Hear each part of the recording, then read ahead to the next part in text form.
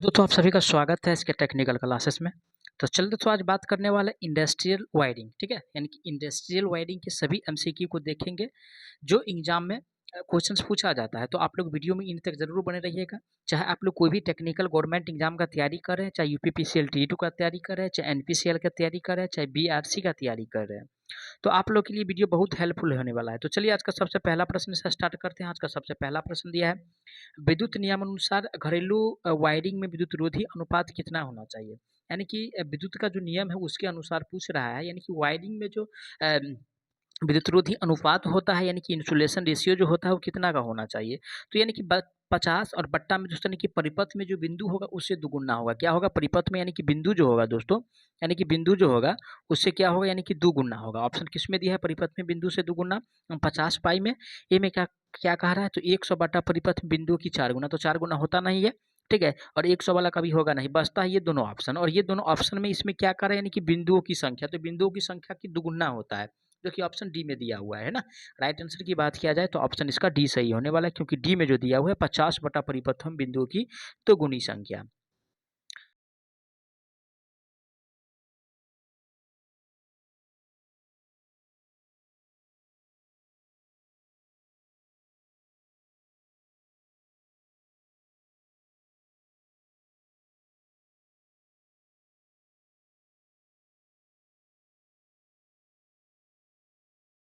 अगला प्रश्न आज का दिया हुआ है, वायर गेज का उपयोग किसी चालक का क्या मापने के लिए उपयोग करते हैं, है ना।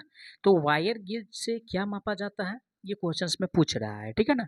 तो अब देखिए वायर गेज से दोस्तों यानी कि जो मापा जाता है, ठीक है, यानी किससे? यानी कि वायर गेज से, है ना। और वायर गेज से दोस्तों यानी कि जो मापा जाता है वो चालक का यानी कि व्यास मापा जाता है। क्या मापा जाता है भाई? यानी कि चालक का जो व्यास होता है उसे मापते हैं, ठीक है। और वही यानी कि चालक गेज में जो आकार होता है 0 से लेकर के यानी कि 36 mm तक होता है। क्या होता है भाई? 0 से 36 mm तक होता है, ये ध्यान रखिएगा, ठीक है। तो राइट आंसर की बात किया जाए तो ऑप्शन किस में दिया है व्यास? तो ऑप्शन ए में दिया है। तो करेक्ट आंसर की बात किया जाए तो ऑप्शन इसका ए सही होने वाला है। जबकि बी में कह रहा है यानी कि कुछ चालक की मोटाई, तो मोटाई को ये नहीं दर्शाता, ना क्षेत्रफल को दर्शाता, ना घनत्व को दर्शाता, ओनली फॉर ये जो है मापता है व्यास को, ठीक है। आगे बढ़ते हैं नेक्स्ट क्वेश्चन पे। आज का अगला प्रश्न दिया हुआ है, क्वेश्चंस में कह रहा है ऊंची इमारतों में नुकीले चालक लगाए जाते हैं क्योंकि यह, यानी कि ऊंचे जो इमारत होता है, यानी कि सबसे ऊंचे जो इमारत होता है दोस्तों, इसमें यानी कि नुकीले प्रकार का जो होता है वो क्यों रहता है, ठीक है। यानी कि नुकीले प्रकार का जो होता है क्यों बनाए जाते हैं? ऑप्शन ए में कर अवेशित मेघों को प्रतिकर्षित करने के लिए। तो देखिए दोस्तों यानी कि अवेशित मेघों को प्रतिकर्षित करने के लिए ये नहीं होता है, ठीक है। तो ये जो दिया हुआ है दोस्तों सरासर गलत दिया हुआ है। जबकि बी में कह रहा मेघ द्वारा प्रेषित आवेश हटाने के लिए, इससे के लिए भी उसका उपयोग नहीं करते हैं। सी में कह रहा मेघ से आवेशों को हटाकर पृथ्वी पर स्थानांतरित करने के लिए, ठीक है। यानी कि जैसे आसमान में यानी कि बिजली तरकता है, ठीक है। तो जब तरकता है तो दोस्तों यानी कि पृथ्वी में, है ना, यानी कि मेघ के इसको हटाकर पृथ्वी पर स्थानांतरित करने के लिए जो इसका यानी कि चालक लगाए जाते हैं वो नुकीले लगाए जाते हैं, ठीक है। तो राइट आंसर जो होने वाला है ऑप्शन इसका सी सही होने वाला है, क्योंकि सी में जो दिया हुआ है नुकीले की बात स्पष्ट कर रहा है। अगला प्रश्न पे चलेंगे। आज का ये फिगर है, ठीक है ना। दिया हुआ चित्र क्या दर्शाता है? ये फिगर जो दिया हुआ है दोस्तों ये किसका फिगर है ना। ये जो फिगर दिया हुआ है किसका फिगर है वो बताना है, ठीक है। तो देखिए दोस्तों यानी कि ये जो फिगर दिया हुआ है, ठीक है, ये फिगर आपको स्पष्ट करता है ओसीबी, ठीक है। OCB oil circuit breaker, OCB का फुल फॉर्म क्या होता है? Oil circuit breaker. और ऑयल सर्किट ब्रेकर का जो उपयोग करते हैं दोस्तों 132 किलो वोल्ट तक उपयोग करते हैं, ये ध्यान रखिएगा। कितना तक करते हैं भाई? 132 किलो वोल्ट तक उपयोग करते हैं, ठीक है। ईएलसीबी ये क्या है? अर्थ लीकेज सर्किट ब्रेकर होता है, ठीक है। और ये जो है दोस्तों यानी कि वोल्टेज सेंसिंग डिवाइस, ये क्वेश्चन पूछा जाता है कि यानी कि ईएलसीबी क्या है? तो ईएलसीबी दोस्तों यानी कि वोल्टेज सेंसिंग डिवाइस है, ठीक है। तो राइट आंसर दोस्तों किस में दिया है? ओसीबी। ओसीबी जो दिया हुआ है ऑप्शन बी में दिया है। तो करेक्ट आंसर इसका बी सही होने वाला है, क्योंकि बी में जो दिया है ओसीबी दिया हुआ है, ठीक है। जबकि ए में जो दिया हुआ है एसीबी दिया हुआ है। एसीबी का फुल फॉर्म क्या होता है? तो एसीबी का फुल फॉर्म होता है एयर सर्किट ब्रेकर। क्या होता है भाई? एयर सर्किट ब्रेकर होता है। एमसीबी का फुल फॉर्म क्या होता है? मिनिएचर सर्किट ब्रेकर होता है। फुल फॉर्म से भी क्वेश्चन बनता है, ध्यान रखिएगा, है ना। चलिए आगे बढ़ते हैं। नेक्स्ट क्वेश्चन सच का दिया हुआ है, एयर सर्किट ब्रेकर में आर्क को बनाने में निम्नलिखित में से किसके द्वारा रोका जाता है, यानी कि आर्क जो बनता है उससे कौन कंट्रोल करता है भाई। तो आर्क जो बनता है सर्किट ब्रेकर में, ठीक है, कौन सा सर्किट ब्रेकर में, तो एयर सर्किट ब्रेकर में। और जब एयर सर्किट ब्रेकर दिया हुआ है दोस्तों, तो एयर के द्वारा ही समाप्त भी होगा। जब एयर के द्वारा आग लगा तो एयर के द्वारा भी समाप्त होगा, है ना। जिसके द्वारा आग लगेगा उसी के द्वारा क्या होगा भाई, ये समाप्त होता है, ठीक है। अगर एयर सर्किट ब्रेकर हो तो एयर का ही प्रयोग करके आग को बुझाएंगे, अगर ऑयल सर्किट ब्रेकर है तो ऑयल का ही प्रयोग करके यानी कि आग को क्या करेंगे भाई, बुझा सकते हैं, ठीक है। तो राइट आंसर जो होगा दोस्तों, वायु सर्किट ब्रेकर जो दिया हुआ है ऑप्शन ए में दिया है। करेक्ट आंसर की बात किया जाए तो ऑप्शन इसका ए सही हो जाएगा। आगे बढ़ते नेक्स्ट क्वेश्चन पे। आज का अगला प्रश्न दिया है, क्वेश्चन में कह रहा है किसी निश्चित लंबाई के लिए पीवीसी कंड्यूट की तुलना में धात्विक कंड्यूट क्या है, ठीक है। यानी कि धात्विक कंड्यूट के बारे में पूछ रहा हुई पीवीसी के वजन के हिसाब से, यानी कि कंपेरिजन में, ठीक है।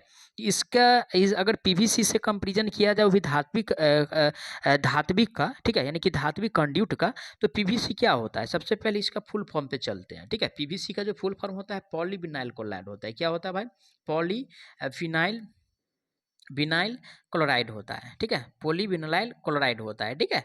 अब रही बात वजन का, ठीक है, तो पीवीसी क्या होता है भाई, हल्का होता है, हल्का होता है। अकॉर्डिंग टू किसके हिसाब से, तो अकॉर्डिंग टू किसके हिसाब से, तो धात्विक कंड्यूट के हिसाब से। यानी कि धात्विक कंड्यूट के हिसाब से क्या होता है, यानी कि हला होता है, और धात्विक कंड्यूट क्या होता है, यानी कि भारी होता है। तो बस यही स्पष्ट है, यानी कि दोनों में अंतर यही है, ठीक है। तो ऑप्शन ए में कह रहा है वजन में हल्के होते हैं, तो वजन में हल्के कौन, पीवीसी होता है। लेकिन पूछ रहा है यानी कि कंड्यूट के बारे में, यानी कि धात्विक कंड्यूट के बारे में, तो ये क्या होता है उसके अकॉर्डिंग यानी कि भारी होते हैं, ठीक है। तो ऑप्शन बी में दिया है यानी कि वजन में भारी होते हैं, तो राइट आंसर की बात किया जाए तो ऑप्शन इसका भी सही होने वाला है। जबकि सी में कह रहा है समान, तो समान कभी होगा नहीं, ठीक है। अब चलिए अगला प्रश्न पे चलते हैं। आज का अगला प्रश्न दिया है, क्वेश्चन में कह रहा है विद्युत वायरिंग में डैश रंग का तार ग्राउंडिंग के लिए, यानी कि ग्राउंडिंग के लिए, यानी कि अर्थिंग के लिए, ठीक है, उपयोग किया जाता है। यानी कि अर्थिंग के लिए दोस्तों, यानी कि जो उपयोग करते हैं, ठीक है, यानी कि अर्थिंग के लिए दोस्तों जो उपयोग करते हैं, कौन वायर का प्रयोग करते हैं, तो हरा कलर होता है, यानी कि ग्रीन होता है, ठीक है। जबकि फेज की अगर बात किया जाए तो रेड होता है। क्या होता है भाई, फेज की अगर बात किया जाए तो रेड होता है। रही बात न्यूट्रल तक का, ठीक है, तो न्यूट्रल का जो रंग होता है यानी कि ब्लैक होता है, ठीक है। ब्लैक का मतलब यानी कि काला होता है। तो ये सब ध्यान रखिएगा। ये क्या है भाई, यानी कि फेज का है, ठीक है। हरा जो दिया हुआ है ये अर्थिंग का दिया हुआ है। किसका दिया हुआ है, अर्थिंग का दिया हुआ है। तो राइट आंसर जो होगा दोस्तों ऑप्शन इसका डी सही हो जाए, क्योंकि डी में जो दिया हुआ है ग्रीन कलर दिया हुआ है। क्या दिया हुआ है भाई, डी में जो दिया हुआ है यानी कि ग्रीन कलर दिया हुआ है, ठीक है।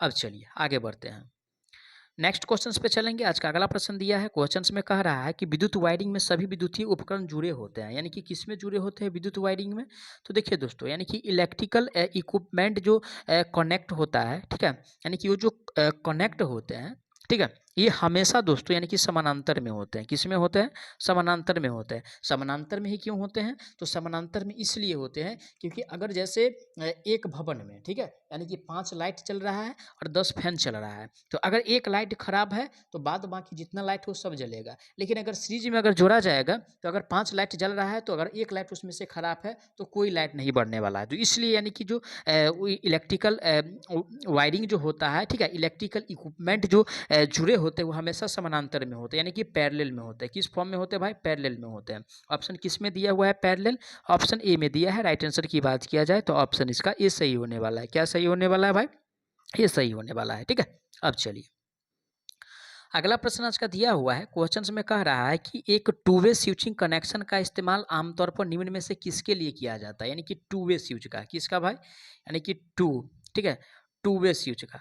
टू वे स्विच का प्रयोग हम कहाँ पे करते हैं, ऑप्शन ए में दिया है सीढ़ी की वायरिंग के लिए, ठीक है भाई। सीढ़ी के वायरिंग के लिए टू वे स्विच का तो प्रयोग करते ही करते हैं, ठीक है। साथ ही साथ ऑप्शन बी में जो दिया है कंसील्ड वायरिंग, तो कंसील्ड वायरिंग में टू वे स्विच का प्रयोग नहीं किया जाता, ना सीटीएस में ना कंडक्ट वायरिंग में किया जाता है। ओनली फॉर जो है सीढ़ी की वायरिंग में टू वे स्विच का प्रयोग करते हैं, ठीक है। और रही बात यानी कि टू वे स्विच का ही प्रयोग क्यों करते हैं, तो देखिए यानी कि सीढ़ी ये क्या है, ये समझिए सीढ़ी है, ठीक है, ये सीढ़ी है, ठीक है, और एक भवन यहाँ पे है, ठीक है, एक भवन यहाँ पे है और एक भवन नीचे पे है, ठीक है। कोई व्यक्ति यानी कि यहाँ पे है ना, कोई व्यक्ति जो है क्या है भाई, यानी कि यहाँ पे है, ठीक है, कोई व्यक्ति यानी कि यहाँ पे है। और इसको जो है यहाँ का लाइट बंद करना है, यहाँ पे एक बल्ब लगा है इस घर में, ठीक है, और इसको यहाँ पे कंट्रोल करना है। व्यक्ति तो ऊपर है, फिर नीचे आने में उसको यानी कि टाइम ज़्यादा लगेगा, है ना, पैर भी दर्द कर सकता है, ठीक है। तो इसलिए अब जो अब जो उपयोग जो किया जाता है दोस्तों, यानी कि सीढ़ी पे ये टू वे स्विच का प्रयोग करते हैं। टू वे स्विच का ये लाभ है कि ये व्यक्ति यहाँ है और इस घर से भी यानी कि यहाँ का बल्ब को कंट्रोल कर सकता है, ठीक है। अगर ऊपर है तो नीचे का बल्ब को कंट्रोल कर सकता है, अगर नीचे है तो ऊपर के बल्ब को कंट्रोल कर सकता है। इसलिए यानी कि सीढ़ी पे जो है टू वे स्विच का उपयोग किया जाता है, ठीक है ना। तो देखिए दोस्तों, यानी कि जितना सुविधा है उतना ही अच्छा, यानी कि जितना सुविधा हुआ उतना और अच्छी बात है ना। तो चलिए आगे बढ़ते हैं नेक्स्ट क्वेश्चंस पे। आज का अगला प्रश्न दिया हुआ है, क्वेश्चंस में कह रहा है किसी तरह के वायरिंग में परिवर्तन करना आसान होता है, यानी कि किस तरह के वायरिंग में परिवर्तन करना सबसे आसान है। तो देखिए दोस्तों, सबसे आसान वाली बात इसमें पूछ रहा है, और सबसे आसान जो होगा दोस्तों, यानी कि अगर क्लिट वायरिंग करते हैं तो ये पाइप में किया जाता है, दीवार के ऊपर किया जाता है, ठीक है। यानी कि दीवार जो होता है दोस्तों इसके ऊपर लगा होता है, पाइप एक होता है और उसमें क्या करते हैं यानी कि कंडक्टर यानी कि तार को इससे गुजारा जाता है। पाइप के माध्यम से क्या करते हैं भाई, यानी कि तार को गुजारा जाता है। तो ये सबसे यानी कि आसान वायरिंग है, ठीक है, और सबसे आसान वायरिंग है हटाने के लिए, और साथ ही साथ यानी कि इसका लागत भी लगभग अकॉर्डिंग टू अदर वायरिंग के हिसाब से अगर देखा जाए तो कम होता है, ठीक है ना। तो राइट आंसर जो होने वाला है ऑप्शन इसका सी सही हो जाए, क्योंकि सी में जो दिया हुआ है क्लिट वायरिंग दिया हुआ है, ठीक है। जबकि बी में कह रहा है बैटन वायरिंग, तो बैटन वायरिंग लकड़ी का होता है, ये ध्यान रखिएगा। और कंड्यूट कंसील्ड अगर वायरिंग की अगर बात किया जाए तो सबसे महंगा और सबसे टिकाऊ वायरिंग की बात किया जाए तो ऑप्शन डी में जो दिया हुआ है ये वायरिंग होता है कंसील्ड कंट्यूड वायरिंग, ठीक है। आगे बढ़ते हैं नेक्स्ट क्वेश्चंस पे। आज का अगला प्रश्न दिया हुआ है, क्वेश्चंस में कह रहा है सिंगल फेज या थ्री फेज परिपथ में न्यूट्रल का रंग क्या होता है, किसका भाई, यानी कि न्यूट्रल का। उस भी किस में कह रहा है भाई, यानी कि सिंगल फेज हो या थ्री फेज हो, ठीक है। अगर सिंगल फेज हो फिर भी या थ्री फेज हो फिर भी, उसमें यानी कि न्यूट्रल का जो कलर होता है दोस्तों वो ब्लैक होता है। क्या होता है, ब्लैक होता है, यानी कि ब्लैक का मतलब क्या होता है, यानी कि काला हुआ। जबकि फेज की अगर बात किया जाए तो यानी कि रेड होता है, ठीक है। अर्थिंग की अगर बात किया जाए, है ना, अर्थिंग की अगर बात किया जाए तो ग्रीन होता है। क्या होता है भाई, यानी कि ग्रीन होता है, ठीक है। ऑप्शन किस में दिया हुआ है, तो काला जो दिया हुआ है दोस्तों ऑप्शन डी में दिया है। राइट आंसर की बात किया जाए तो ऑप्शन इसका डी सही होने वाला है, क्योंकि डी में जो दिया हुआ है काला दिया हुआ है। आगे बढ़ते नेक्स्ट क्वेश्चन पे।